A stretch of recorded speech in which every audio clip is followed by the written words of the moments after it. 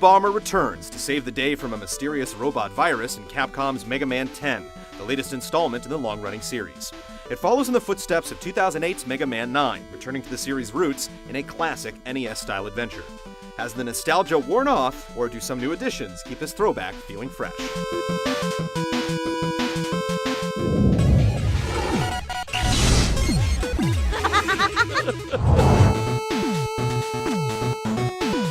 It's business as usual for Mega Man, who's out to dispatch 8 robot masters en route to uncovering the cure to Robo-Enza, a virus that's causing robots everywhere to go haywire. It's typical Mega Man fare, with all the campy moments you've come to expect. While its predecessor had more fun mocking the series' running gags and themes, 10 has its moments. The story elements are a nice touch, but this time around, it's more about the action.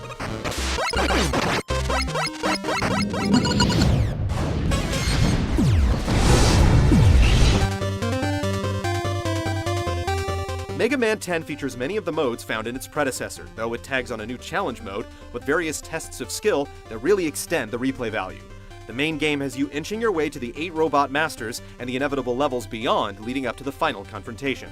There's action aplenty with hardly a moment's rest as you tackle numerous enemies, death traps, and obstacles.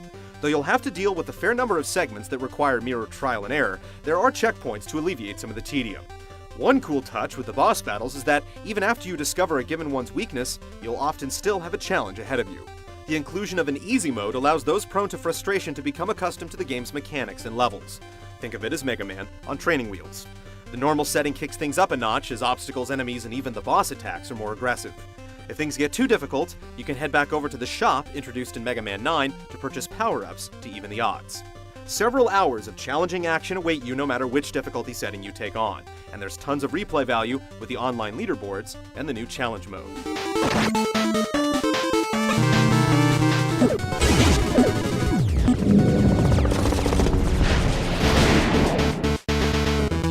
Like its predecessors, Mega Man 10 requires insane reflexes in order to jump and blast your way to victory. The controls are as responsive as ever. It feels like classic Mega Man. This time around, Proto Man joins the fight, and you'll be able to play as either character from the get-go. Proto Man mixes it up with his ability to slide, charge his shots, and deflect enemy attacks with his shield while in midair. But as a trade-off, he takes more damage per hit.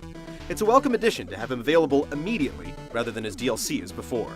Another improvement is the ability to quickly toggle between your secondary weapons via the shoulder buttons, something sorely missing in Mega Man 9. As for the secondary weapons themselves, they're more unique than before, and most have multiple functions, many of which lend themselves to clever, fun uses.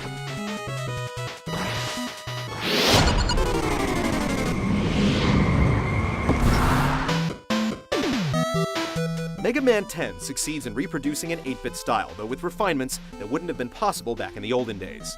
The level and enemy designs evoke classic Mega Man, and overall, the visuals surpass the more simplistic look of its predecessor. As for the music, it's a more diverse mix with great tunes, but it doesn't quite approach the series' best.